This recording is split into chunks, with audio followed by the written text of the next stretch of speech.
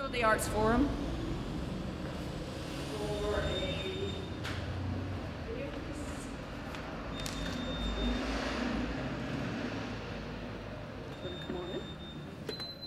Hi, how are you? Grand. Chris? Do you want a drink?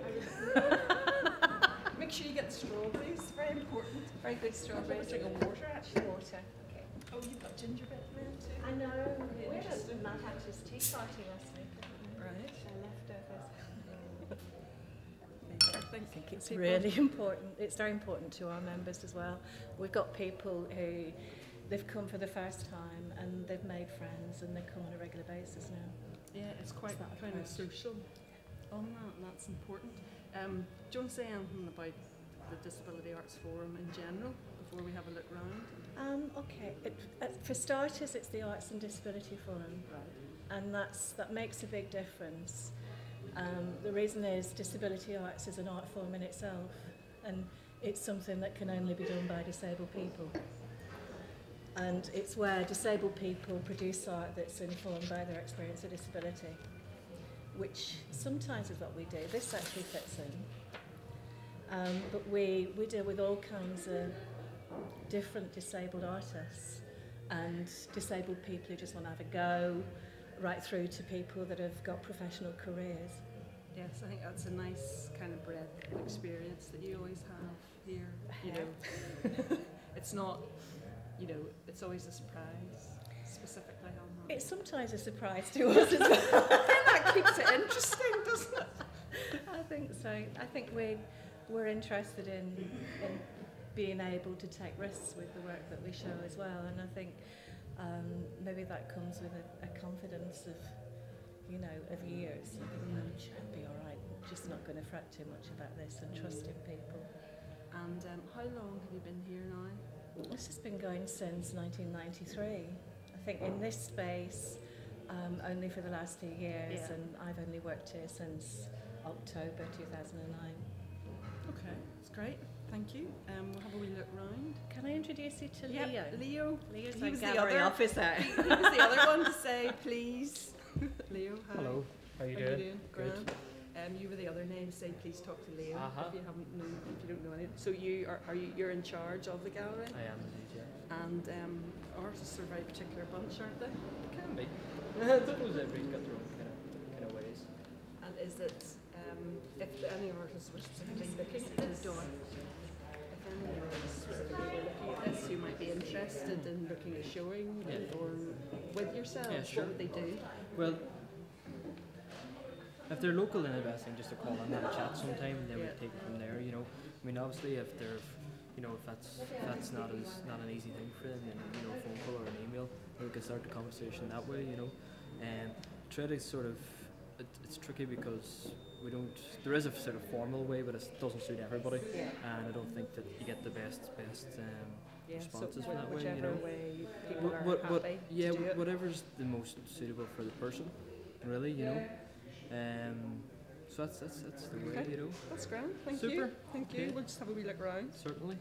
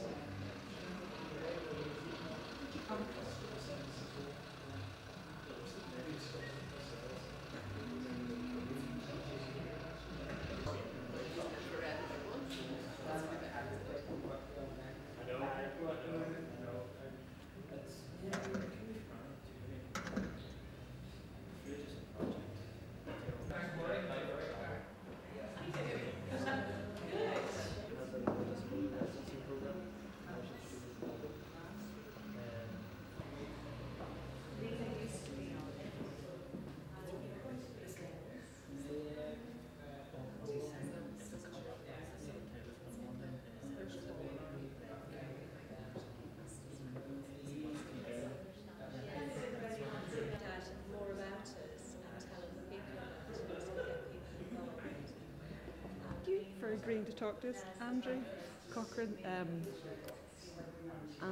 for the invitation in order to come to the exhibition. do you want to say anything about your experience of putting the exhibition together, or? Well, I would have to say this is my very first experience in setting up a solo exhibition. I mean, I just graduated from the University of Ulster and I did do a degree show, but doing a solo exhibition is something even more bigger. I mean, people are going to come and go, and there's like my degree show is all focused on one work, but in this one I'm showing more than one work. It's just a bigger area of my work to share.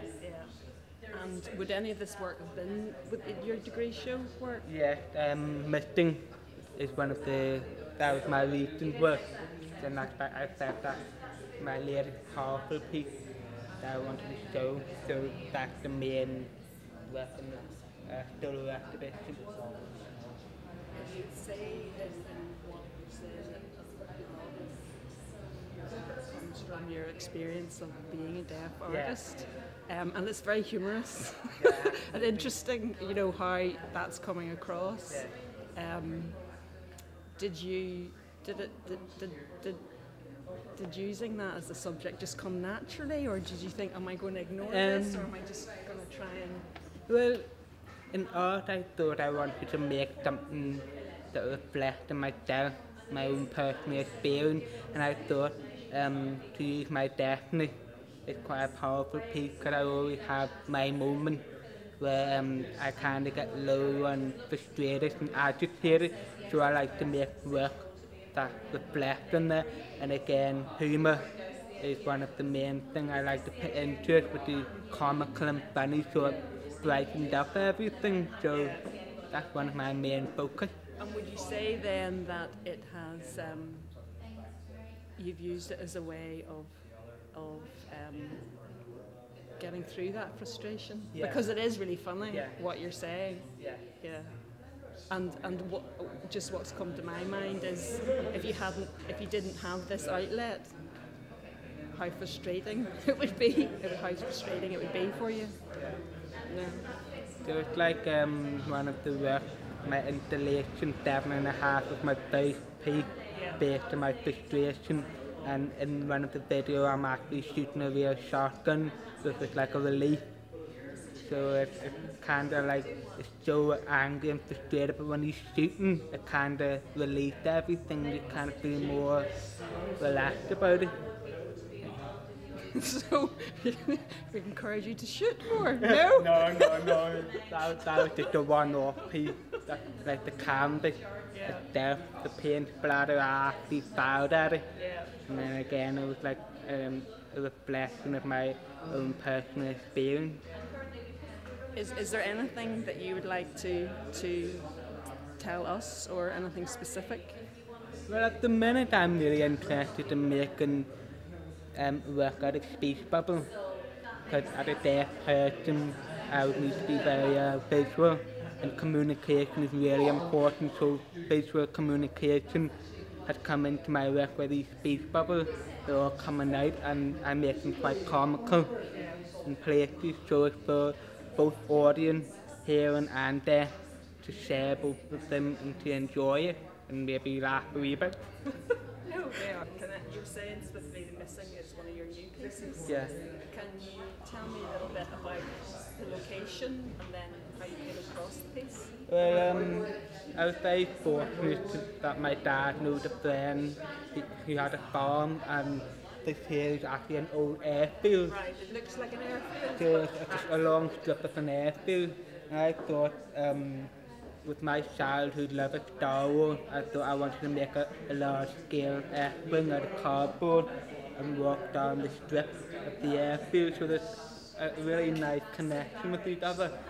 And the name of the work, Missing, is inspired by the Greek story of Icarus. Right. And you know what the Icarus bloke flew in the sun, Too close to the sun. and then his wing melted and he fell into sea. So in this here, one of the wings is actually missing. Right. So not many people notice that. So this is what's missing about it. They have a look in the one missing wing. Actually, you're right. I didn't notice that until. Like that. So Yeah, it's both things like it's me trying to ignore the moment when I'm feeling frustrated and low down that they're kind of making me keep my head up high. You know, like I'm trying to fly, fly free, but it's like I'm on like autopilot. Like basically I'm stuck, so I have to deal with it. So I'm just going round and round constantly. And then the other side is like my childhood memory, like child play, like Star Wars, and those are the two sides of it, like the happy side and then the kind of the more darker side to the story of missing. No, that's great. Thank you. I have just spied. He says he only comes up once a month, but I see you, I suppose when you're out at openings and looking at different things, I see you around specifically. Well, that's true. I come up specifically for openings or meetings, so that's when you see me. And can you say, is there anything do you see happening different or specifically for Belfast compared to what's going on in Dublin at the moment? Or? There seems to be more pop-up galleries in Dublin, Right. and more places you can rent without it set up as a gallery with proper lighting and a kitchen and such. Right. There seems to be a lack of that. There's a lot of studios here, but I think the art economy was healthier for a while. Then it didn't die at the same time as Dublin in the last year, 18 months. So it's now getting there, so we might see something happening. Yeah, I said certainly you see different people are making connections and people are thinking about the art in a different way, I think, or presenting it in a different way, or looking for different opportunities to kind of see things. I mightn't have filtered through to what I go to as yet, but I'm keeping my ear to the ground. Okay, and you're having an exhibition with Sean Paul Flanagan, and I was at his opening in Cultureland in January. Yeah. And when that's coming on, that's the end of the month, is it? The 18th of June. 18th of May, sorry. 18th of May. Yep. And it's for a week in Conor na Gaeilge in Dublin. And you're in Hardcore Street, aren't you? That's right. Hardcore Street. No. So a school friend of Sean is involved in Conor na Gaeilge and asked him to do a show. So that's how it works, isn't and it? then Sean brought me on board to curate it. That's great. Okay. Anything else you want to tell us? No, I'm looking forward to finding an opportunity to bring some of my Dublin artists and Southern Irish artists up to Belfast and doing shows with them. Because I've made a lot of connections here in the last 3 years and I've been coming up once a month. So I'm going to try and give that a go. Yeah, no, That great. is the one thing, you have to be inventive in a recession. Yeah, exactly. Down and be inventive and You see it as an opportunity. exactly. That's great. We look forward to it. Thank you very much. Thank you. Cheerio. With a Thank big you very cheese in much. the hand. Really Okay. enjoyed the art, the conversation, the strawberries, the humans. Plenty And the of very welcome. human.